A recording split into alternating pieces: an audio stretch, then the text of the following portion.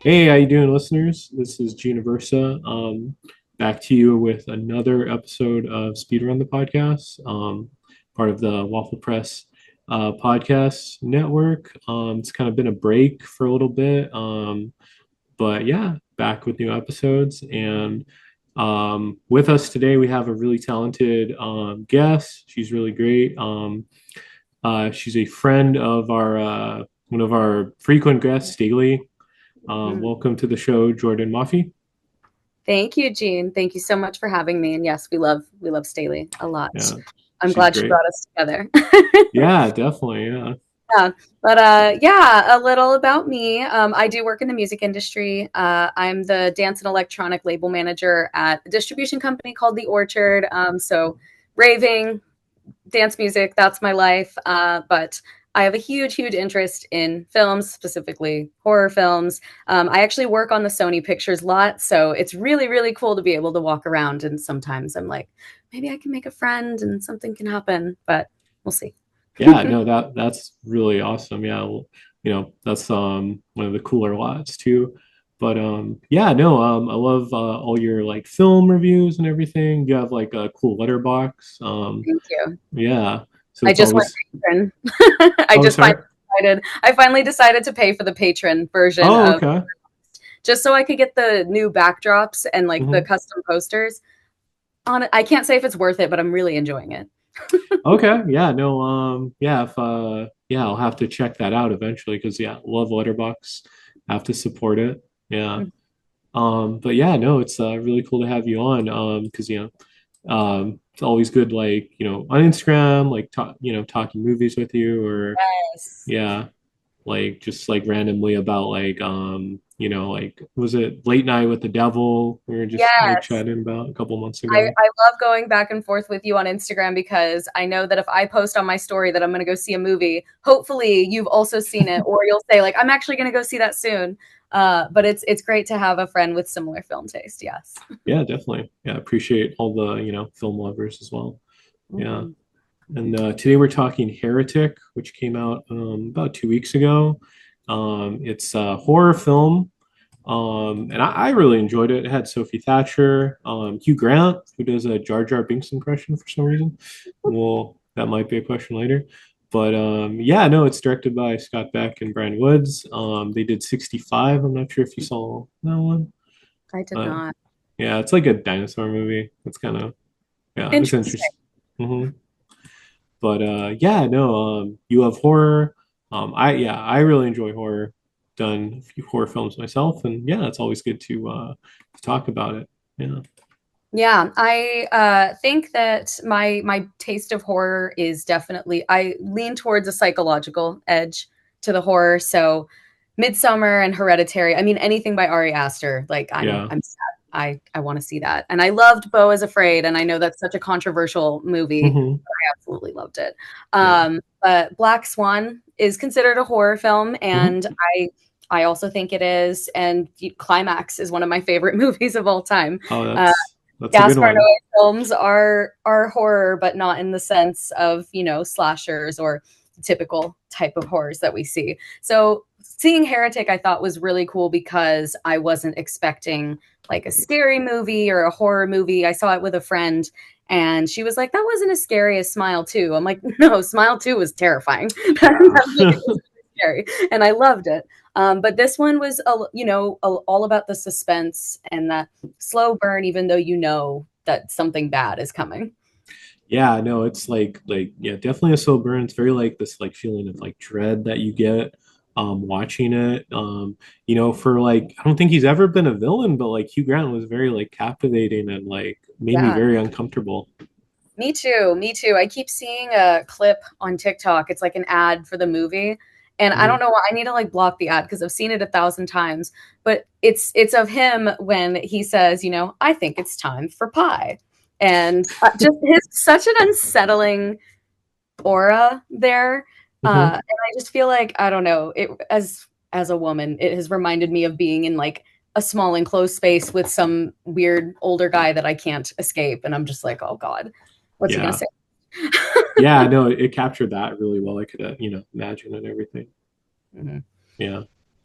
But yeah, no, really great film. And yeah, if you're ready, we could speed run like this discussion. I think Yeah. I'm ready. I think I can do it. Cool. Yeah. So we have 12 questions for you, talking points that we'll try to get through in 10 minutes. And I have my timer with me here. And yeah, if you're ready to go, I'll start the timer. Ready to go. Do Cool. it. And here we go. So, Jordan, how big of a horror fan are you? Huge horror fan. I'm pretty sure my letterboxd is completely full of horror films. I've been watching horror films since I was a child. Mhm. I think The Ring was probably the one that scared me the most as a kid, but I think that really, set the tone for my taste in the future. Yeah, that's a good choice. Was that your first one? I think Poltergeist was probably the first horror movie that I really watched. And I was probably like 5 or 6 years old. And my parents, they let me watch whatever I wanted as a child. And it was on TV. And just, they're here. Yeah, So creepy. Still to this day, I'm like, that gives me chills. iconic, iconic. Then, for horror films, did you ever expect to see Hugh Grant in a horror film? We touched on that earlier, but It's really, really funny because I have only ever seen Hugh Grant in Wonka. okay, yeah, he's the Oompa Loompa. It's embarrassing to admit, but I never saw Love Actually. I never Really? saw any of those. No, and then like after seeing so many people post about how Love Actually is like toxic Hmm. relationship vibes, I just was Yeah. like, I don't really want to see that movie. But yeah, I know that Hugh Grant is a legend, and Hmm. my boyfriend's a big fan of him. And so he did a good job in Wonka, but I think he did a better job in this. Yeah, I think the design of the him as a Oompa Loompa might be creepier though. You know? That's a very good point. Yeah, it definitely Yeah. was. But going back, Poltergeist, you said was your first horror film. Yep. Yeah, Um, that at least from my memory, I watched so many things and so many movies as a child that I probably shouldn't have. But Poltergeist is the first one that sticks out. okay, yeah, no. Any sort of like memories that you could think of from there? I mean, I just remember the scene with the tree branches outside crashing into the boy's bedroom. Hmm. I grew up in San Diego where there was like never any storms or anything, but Yeah. once or twice a year we would get like a thunder and lightning storm. And when I was a kid, I would always just think about that and think like it's going to happen to me because we didn't even have trees like that outside. But I don't know. I Mhm. was just a kid. But I wasn't used to the rain and thunder ever. So Yeah. I was like, oh my God, it's like that movie. Yeah. No, I mean, yeah, like could imagine anything like when you're 5. Yeah. Yeah. What were your first impressions of Heretic, just from like trailers or anything if you saw it? Yeah, I went in pretty blind. I did watch the trailer. I mean, I see movies so often like you do that I've watched trailers multiple times as these movies have come out. But I didn't like look up the synopsis. I didn't do any further reading on my end just because I thought, why not? I'm already interested in seeing it. If A24 decides to put out a weirdo horror film, I'm in. Yeah. But I really, really liked the suspense, and I really didn't know where it was gonna go next, even Mhm. though I knew it wasn't gonna go to a good place. Yeah. But I remember there was a letterboxd review that was like, this is like getting stuck in a conversation with a Reddit atheist. And that was Yeah. so true. So I was like, okay, this guy's pretty annoying and I don't want to play his games anymore. Like, Mhm. let's get to the point. And I don't know. I think that it held my interest the whole movie, which is a good sign because these days there's not much. We've got really short Yeah. attention spans these days. Yeah. Unfortunately, yeah. It's hard, but yeah. Thoughts on the other films from the Scott Beck and Brent Woods? Yeah, Have you seen it? I've never actually heard of these directors before, but I did take a Hmm. look on Letterboxd and I saw that Okay. you have seen some. Hmm. Uh, are any of them worth watching? I would say 65 is worth it, just because it's like a sci-fi channel movie, that like has like 10 or like 100 times more money to like actually make the movie. So if like a sci-fi channel movie is like $10,000, it's like 10 million. Wow. Okay. Yeah, that's a good selling point. I'd love to see what they can do with the budget that they're given in something like that. Yeah. And then kind of going off of like sci-fi stuff, Hugh Grant does the Jar Jar impression, which is like I guess a meme now. What'd you think of that? Oh my God. Yeah, I thought that it was hilarious. I'm really expressive in movie theaters and maybe other people don't like that. Hmm. But I react. Like if it's funny, I'll laugh. If it's Yeah. sad, I'll cry. I just burst out laughing when he did that and like Hmm. nobody else in my theater did. They were just dead silent. So Yeah. my friend that I went with was a little embarrassed, like, okay. It's like, okay, this is not that kind. I was not at Alamo Draft House. I was at the Culver. Yeah. That's a good one because I was gonna say at Alamo they might kick you out because it's like for laughing they might give you a card or something. And then favorite board game since I had a lot of that. Ooh. Scrabble. Scrabble. I'm good at words and spelling. I got my degree in journalism before I worked in music. So yeah, definitely Scrabble because I can crush a lot of people. Yeah, I think you might beat me because yeah, I'm bad at Wordle. I It's haven't like played Wordle in forever. What's your yeah. favorite game? It's just like I think it's just Clue. Like Clue's a great Clue. one. Classic. Yeah. Who done it? 'Cause mm-hmm. Yeah, it's very much like All mystery. right. Mm-hmm. I'm trying to chug along. How many more Yeah. minutes do you And have? we have 3 more minutes, Oh so my God. Okay. yeah, almost there. Anything that didn't work for you and how the characters were in the situation, stuck or anything?